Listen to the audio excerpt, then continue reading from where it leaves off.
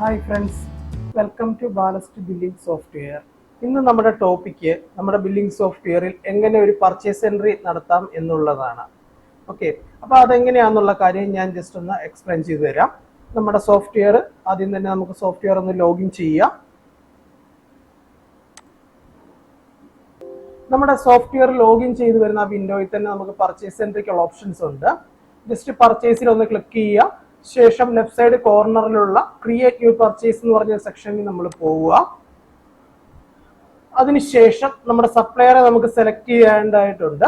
അതിനായിട്ട് നമുക്ക് select supplier എന്ന് പറഞ്ഞൊരു ഓപ്ഷൻ കൊടുക്കുമ്പോൾ നമ്മുടെ സപ്ലയറുടെ ലിസ്റ്റുകൾ ഇവിടെ വരും. ഈ ലിസ്റ്റിനകത്ത് നമ്മുടെ സപ്ലയർ ഇല്ല എന്നുണ്ടെങ്കിൽ നമുക്ക് തൊട്ട് താഴെയുള്ള ആഡ് ന്യൂ കസ്റ്റമർ എന്ന് പറഞ്ഞൊരു സെക്ഷൻ ഉണ്ട്. അതിൽ ക്ലിക്ക് ചെയ്തുകൊണ്ട് നമുക്ക് പുതിയ സപ്ലയറെ അല്ലെങ്കിൽ നമ്മുടെ കസ്റ്റമറെ നമുക്ക് ആഡ് ചെയ്യാൻ വേണ്ടിയിട്ട് നമുക്ക് സാധിക്കും. നമുക്ക് വന്നിരിക്കുന്ന ആ വിൻഡോയിൽ നമ്മൾ നമ്മുടെ സപ്ലയറുടെ ബിസിനസ് നെയിം അല്ലെങ്കിൽ സപ്ലയറുടെ നെയിം ഏതാണോ ആ നെയിം നമ്മളിവിടെ എൻ്റർ ചെയ്ത് കൊടുക്കണം. ശേഷം അവരുടെ അഡ്രസ്സ് ഏതാണോ ആ അഡ്രസ്സ് നമ്മളിവിടെ കൊടുക്കുക, മുഴുവനായിട്ട് കൊടുക്കുക. ഞാൻ ഇപ്പോൾ ഷോർട്ടായിട്ട് മാത്രം കൊടുത്തു പോവുകയാണ്. ശേഷം അവരുടെ കോണ്ടാക്ട് നമ്പർ ഏതാണോ ആ കോണ്ടാക്ട് നമ്പർ നിർബന്ധമായിട്ടും ഇവിടെ കൊടുക്കണം.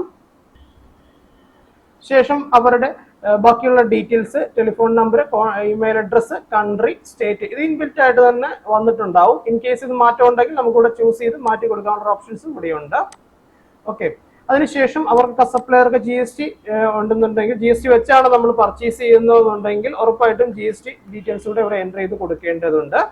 അതിനുശേഷം ആഡ് ബട്ടൺ ക്ലിക്ക് ചെയ്യുക. ആഡ് ബട്ടൺ ക്ലിക്ക് ചെയ്യുന്നതോടുകൂടി ഈ ഒരു സപ്ലയറെ നമ്മുടെ ലിസ്റ്റിലേക്ക് എൻ്റർ ആയി ഇവിടെ കാണാൻ വേണ്ടി സാധിക്കും. ഇപ്പം ഞാൻ എൻ്റർ ചെയ്തിരിക്കുന്ന ഈ ഒരു സപ്ലയറെ നമ്മുടെ ലിസ്റ്റിലേക്ക് എൻ്റർ ആയിട്ടുണ്ട്. അപ്പോൾ ആ സപ്ലയറെ ചൂസ് ചെയ്യാൻ വേണ്ടിയിട്ട് ഒന്നെങ്കിൽ ഡബിൾ ക്ലിക്ക് ചെയ്യുക, അല്ലെങ്കിൽ സെലക്ട് ചെയ്ത ശേഷം കീബോർഡിലെ എൻ്റർ കീ പ്രസ് ചെയ്യുമ്പോഴത്തേക്കും നമ്മുടെ പർച്ചേസ് ലിസ്റ്റിലേക്ക് നമ്മുടെ പർച്ചേസിലേക്ക് അത് സപ്ലയറെ ലോഡ് ആയിട്ടുണ്ടാവും.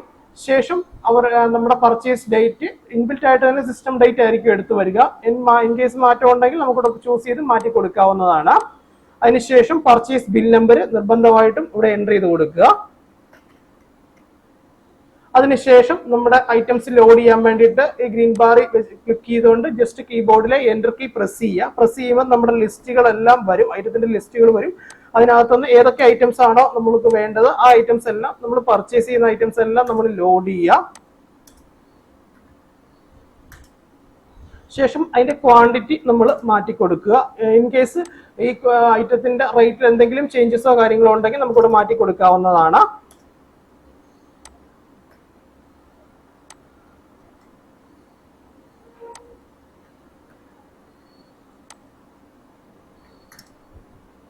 അതിനുശേഷം നമ്മൾ ബിൽ എമൗണ്ടുമായിട്ട് ടാലി ആവുന്നുണ്ടോ എന്നുള്ള കാര്യം ചെക്ക് ചെയ്യുക. ചെക്ക് ചെയ്ത ശേഷം ഇവിടെ നമുക്ക് കിട്ടിയിരിക്കുന്ന പർച്ചേസ് ബില്ലിനകത്ത് ഏതെങ്കിലും രീതിയിലുള്ള ഡിസ്കൗണ്ട് ഓപ്ഷൻസോ കാര്യങ്ങളോ ഉണ്ടെന്നുണ്ടെങ്കിൽ ഉറപ്പായിട്ടും ആ ഡിസ്കൗണ്ട് ഓപ്ഷൻസ് നമ്മുടെ ബില്ലിൽ നമ്മൾ ആഡ് ചെയ്ത് കൊടുക്കണം. അതിന് വേണ്ടിയിട്ട് പർച്ചേസ് ഡിസ്കൗണ്ടിൽ വന്ന ശേഷം നമുക്ക് ഇവിടെ ആഡ് ചെയ്ത് കൊടുക്കാവുന്നതാണ്. പേഴ്സൻറ്റേജിലോ എമൗണ്ടിലോ ഏത് രീതിയിൽ വേണമെങ്കിലും നമുക്കിവിടെ എമൗണ്ട് ആഡ് ചെയ്ത് കൊടുക്കാൻ വേണ്ടിയിട്ട് പറ്റുന്നതാണ്. ശേഷം ഇതിനകത്ത് രണ്ട് ഓപ്ഷൻസും ഉണ്ട്, സേവ് ഇൻവോയ്സും ഉണ്ട്, പേ ആൻഡ് പ്രിന്റ് എന്ന് പറഞ്ഞ ഓപ്ഷൻസും ഉണ്ട്. നിങ്ങൾ ക്രെഡിറ്റ് ആയിട്ടാണ് പർച്ചേസ് ചെയ്യുന്നുണ്ടെങ്കിൽ സേവ് ഇൻവോയ്സ് കൊടുക്കുക. അതല്ല പേ ആൻഡ് പ്രിന്റ് ആയിട്ട് പേയ്മെന്റ് കൊടുത്തിട്ടാണ് നിങ്ങൾ പർച്ചേസ് ചെയ്യുന്നുണ്ടെങ്കിൽ ഉറപ്പായിട്ടും പേ ആൻഡ് പ്രിന്റ് എന്ന് പറഞ്ഞ ഓപ്ഷൻസ് നമ്മൾ സെലക്ട് ചെയ്ത് കൊടുക്കുക. ഓക്കെ, അതിനുശേഷം മൂന്നാമതൊരു ഓപ്ഷൻസ് ഇവിടെ വരുന്നുണ്ട്, പാർഷ്യൽ പേയ്മെന്റ് ഒരു സെക്ഷൻ ഇവിടെ വരുന്നുണ്ട്. ആ സെക്ഷൻസിലേക്ക് വരാൻ വേണ്ടിയിട്ട് ഈ പേയ്മെന്റ്സിൽ ജസ്റ്റ് ഒന്ന് ക്ലിക്ക് ചെയ്യുക. ക്ലിക്ക് ചെയ്ത ശേഷം തൊട്ട് താഴെയുള്ള ഈ പ്ലസ് ബട്ടണിൽ ജസ്റ്റ് ഒന്ന് ക്ലിക്ക് ചെയ്യുക. ക്ലിക്ക് ചെയ്യുമ്പോഴത്തേക്കും നമ്മൾ ബിൽ എമൗണ്ട് മോളിൽ വന്നിട്ടുണ്ടാവും. ഇൻ കേസ് നമ്മൾ കൊടുക്കുന്ന എമൗണ്ട് പാർഷ്യൽ പേയ്മെന്റ് ആയിട്ടാണെന്നുണ്ടെങ്കിൽ ഇവിടെ നമ്മൾ കൊടുക്കുന്ന എമൗണ്ട് എത്രയാണോ എമൗണ്ട് ഇവിടെ ആഡ് ചെയ്ത് കൊടുക്കുക. അതിനുശേഷം പേയ്മെന്റ് ഡേറ്റ്, നമ്മൾ പേയ്മെന്റ് ഒക്കെ സപ്ലയർക്ക് കൊടുത്തിരിക്കുന്ന ഡേറ്റ് ഇവിടെ ചൂസ് ചെയ്ത് കൊടുക്കുക. പേയ്മെന്റ് മെത്തേഡ് ചൂസ് ചെയ്ത് കൊടുക്കുക. ഇൻ കേസ് എന്തെങ്കിലും ഡിസ്ക്രിപ്ഷനോ കാര്യങ്ങളോ ഉണ്ടെങ്കിൽ നമുക്ക് ഇവിടെ ആഡ് ചെയ്ത് കൊടുക്കാവുന്നതാണ്. അതിനുശേഷം സേവ് പേയ്മെന്റ് ക്ലിക്ക് ചെയ്യുക.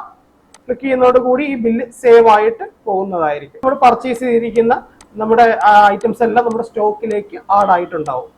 വളരെ ഈസി ആയിട്ട് തന്നെ നമ്മുടെ പർച്ചേസ് എൻട്രി നമുക്ക് നടത്താൻ വേണ്ടി സാധിക്കും. Thank you for watching.